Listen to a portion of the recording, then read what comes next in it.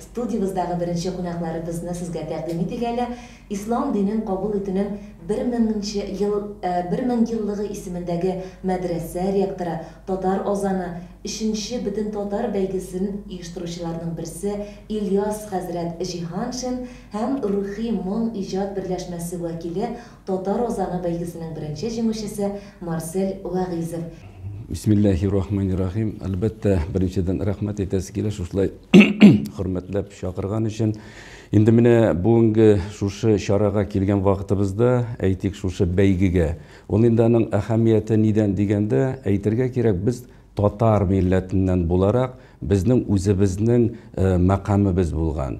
Үзебезнең шушы сәнгатькә я булмаса халыкка мөхәббәт тудыра торган үзебезнең юнәлешебезне без югалтмас өчен бүгенге көндә менә бу бәйгенең иң зур әһәмиятенең берсе дип әйтер идем.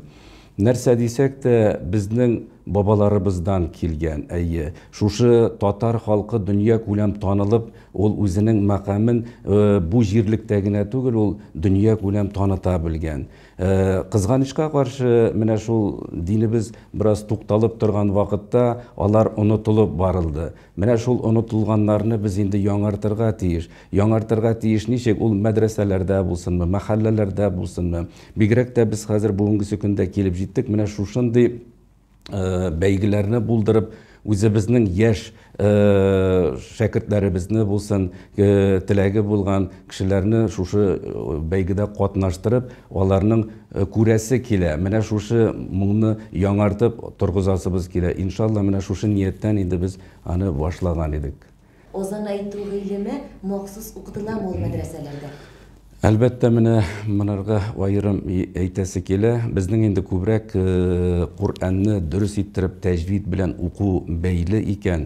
Шәкертләребез инде шушыннан үзләре ул азанга кирип китә ала торган дәрәҗәгә китерәбез. Кызганычка каршы инде әлегә хәллек безнең аерым ниндидер фән, ул инде азан белән бәйләп алып барылмаган булса да, менә ахыргы елны без аерым бу юнәлешкә игътибар итәбез. Ягъни белгечләрне китерәбез. Шушы тавыш белән эшли торган шәхесләребезнең, үзебезнең танылган җырчыларыбыз булсынмы, шушы өлкәдә таный торган, белә торган тавыш белән эшли торган белгечләр килеп, шәкертләребезне ача алалар. Әлбәттә, ул мугаллим аның тавышын аңлап бетермәскә мөмкин. Ул тәҗвид белән укыта икән, инде дөрес иттереп Куранны укый икән, шул ук вакытта аның нинди генә тавышына булуына карамастан, ул иң зур әһәмият бирелә Куранны дөрес иттереп уку. Инде ахыргы вакытта менә безгә бигрәк тә үзебезнең традицион, үзебезнең гореф-гадәтләребезне саклап, халык буларак без сакланырга телибез икән, шушы югалып барган азаннарны да без инде әйтелешләрен аны тургызырга тиеш. Әле шуны да өстәп әйтәсе килә, без инде күп җирләрдә сәфәрләрдә булган вакытта безнең улы яшьтәге өлкән булган абзыйларыбыз матур иттереп татар моңы белән шушындый ниләрне азаннарны әйткән ишетеп кайтадыр. Инде үзегез белгәнчә, бездә күпчелек инде ул гарәпнеке я булмаса төрекнең әйтемнәре белән алып барыла. Менә хәзер инде шушы өлкәдә без мәдрәсәдә инде узган елда, менә быелгысы елны да безнең инде танылган шәхсебез профессор Мингул ага Галиев килеп шәкертләребез белән дәрес бирә. Инде менә ахыргы вакытта мин инде янәшәмдә булган ул безнең мәдрәсәбезнең шәкерте дә, шәкертләр белән даими эшләүне һәм азан әйтүне дә инде анага без тапшырабыз. Килгәчтен шәкертләрне бөтен яктан ачарга кирәк. Алар арасында нинди сәләтле шәкертләр бар икәнен эшләгән дәврдә генә беләбез. Иншалла, бу эшебезне без дәвам итәрбез дигән нияттә калабыз. Җиңүчене билгеләгәндә, ярышларда хөкем иткәндә азан әйтүнең кайсы ягы мөһимрәк? Әйтүченең тавышымы, сүзләрен дөрес әйтелешеме, әллә мәкамны бозмауы? Әлбәттә, монда иң беренче дөрес иттереп мәкам белән әйткәндә тәҗвид кагыйдәләрен саклау. Әгәр дә ул тәҗвид кагыйдәләрен инде бозып әйтә икән, ул шулай ук бәяне төшерергә мөмкин. Әлбәттә, шул ук вакытта тагын шунда өстәп әйтергә кирәк, кешенең моңы бар икән, аның тәҗвидне өйрәнергә, я булмаса шул ук моңны алырга анага авыр түгел. Иң беренче таләп булып барбер тәҗвид гыйлеме кала. Бүгінгі күндә менә әйттегез бит әле, әгәр дә кешенең әгәр дә теләге була икән, барысы теләктән тора. Шушы әйберне өйрәнергә беркайчан соң түгел. Шуңа күрә ул менә бер көндә генә бөтен азанны дөрес итеп әйтеп өйрәнеп булмый. Моңа еллар кирәк, елларга түгел, моңа тәҗрибә кирәк. Һәр вакытта азанны әйтү кирәк. Бу булмасын мәчеттә, шул өйдә дә генә әйтергә була бит. Намаз алдыннан 5 мәртәбә без азан әйтә алабыз. Әле моныңдан фазилаты зур, азан әйткән вакытта өйдән шайтаннар гомән чыгып китәләр.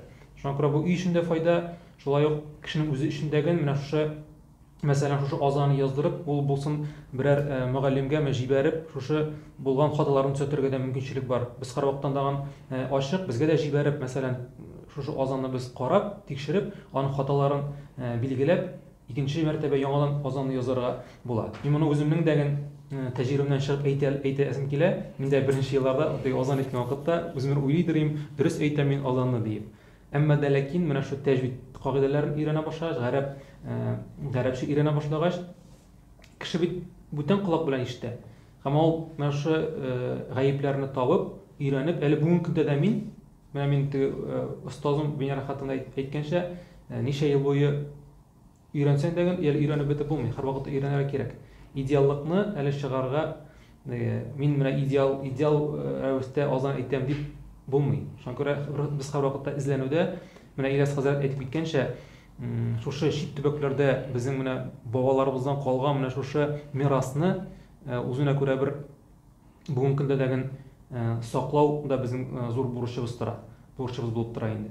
Шуларны яңадан яшь буынга өйрәтү, аларны һәр вакытта менә шу татар азаны яңгырасын дигән шундый девиз белән эшлибез, иншалла. Марсель әфәнде, менә чагыштыру дип кенә кабул иттегез.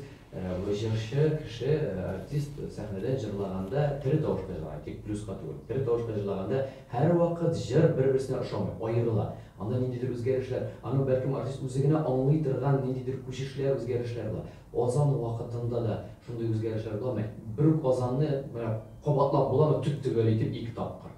Яисә ул күңел халәте белән үзгәрә. Үзгәрә, мәсәлән, җомга намазын әйткән азан белән гадәти азан әйтү, мәсәлән, әгәр дә мәчеттә кеше күбрәк икән, үзенә күрә бер шундый дулкынландыргыч мизгелләр була бит. Ул вакытта инде ул күңел халәте белән менә мин габид әйтеп китә, син менә шушы сүзләрне авыз белән генә түгел, күңелең, йөрәгең белән чыгарга тиеш. Чөнки аның сүзләрен аңлап, син бит халыкны, син бит мәхәлләне чакырасың намазга. Менә шу сүзләрендәген һәм дә әйтеп китәсем килә, менә җыр башкару белән чагыштырып караганда азан әйтү күпкә авыррак. Чөнки монда бит акапельна дигән әйбер бар. Син менә бер тоналисны алганнан соң, шушы тоналисны югалтмыйча, үзенең хаваңны җитәрлек итеп алып, узын итеп, матур итеп сузып әйтү, ул үзенә күрә бер моңшан бик зур эш хезмәт таләп итә торган әйбер ул азан әйтү. Әлбәттә, шунда өстәп әйтәсе килә, менә бу азан мәктәбе дибез. Ул бүгенге көндә килеп өлгергән менә безнең мөхиткә кирәкле юнәлеш дип табабыз.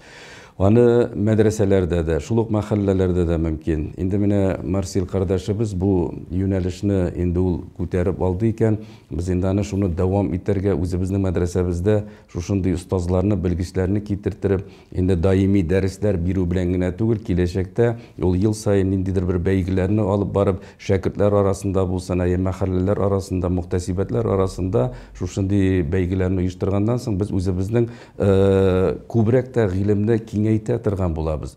Шәкертләребезне ача торган булабыз. Һәм аларның мәхәлләләргә барганда, өлгереп барган шәхесләр булып китәргә тиешләр. Азан нәрсә өчен? Менә күп кенә гыйбрәтләр без ата-бабаларыбыздан ишеткән, риваятләрдә бар төрле шундый сөйләмнәрне без беләбез. Азан әйтеп, кешене мөхәббәт дингә тудыртырып, әле хәтта башка милләт кешесе дә мөхәббәт белән шушы дингә килеп, исламны кабул иткән кешеләр бар. Шуның өчен азан бик кирәкле әйбер ул. Мәхәлләдә генә түгел, безнең менә җумһуриятыбыз эчендә, бәрәкәт эчендә, чөнки Аллаһның сүзләрен без ирештерә торган булабыз. Әлбәттә, шунысын да әйтергә кирәк, аны башлап бирүчеләре булды. Менә ул марсилләр дип әйтәм инде, 2 марсил булгачтан инде аларга мин аерым рәхмәт әйтәсем килә. Ул үзебезнең дә мин күбрәк талант ияләре булган шәхесләр, ул артистлар булсынмы, актерлар булсынмы, иҗат әһелләре булсынмы, алар безнең юлга тартыла икән дини юнәлештә, аларның сәләтен дөрес итеп файдалана белергә кирәк. Һәм инде Аллаһ ризалыгы өчен менә алар алынган икән, мин фақат сезнең исемнән, үземнең исемнән аерым рәхмәтләрне әйтәсе килә, аның нәтиҗәсе уңышлы булыр дигән теләктә калабыз инде. Безнең татар юнәлеше бар икән, менә шул мәкам дигәнгә без кайттык. Ул дөнья күләм танылган. Ул 2 дистәгә якын мәкам булган, аның татарныкы үзенең урыны булган. Менә аны ниндидер музыкальнигә кертеп, ниндидер анда аранжировкалар ясап, мандамы кирәкми. Ул бит асылда менә үз тавышың белән әйтә торган. Безгә Türk юнәлеше дә түгел, безгә гарәп юнәлеше дә түгел. Фақат үзебезнең татарныкы гына сакланырга. Аны заманчага әйләндереп, ниндидер ниләргә түгел. Аның бит инде менә тәҗвид гыйлеме белән матур иттереп, сузып әйтә икән, халыкның күңеленә керә икән, безнең өчен иң мөһиме шул. Рәхмәтләр яусын сезгә. Сәлам алейкум. Һәм инде шушы 3нче бөтен татар озаны бәйгесендә катнашырга чакырабыз. Үзенә ишетүче тыңлаучыларыбыз, үзегезнең инде гаризаларыгызны һәм үзегезнең язмаларыгызны җибәрә башлагыз, чөнки кабул итү бара менә хәзерге көндә һәм әлбәттә теләктәшләрегез күп булсын. Ильяс хәзрәтнең сүзенә кушылып әйтәсе килә, динле халык, тәртипле халык булган инде. Әлхәмдүлилләх. Бергә иҗат итәргә, эшләргә, тормыш күрергә насыйп итсен. Әлхәмдүлилләх. Рәхмәт сезгә. Сау булыгыз.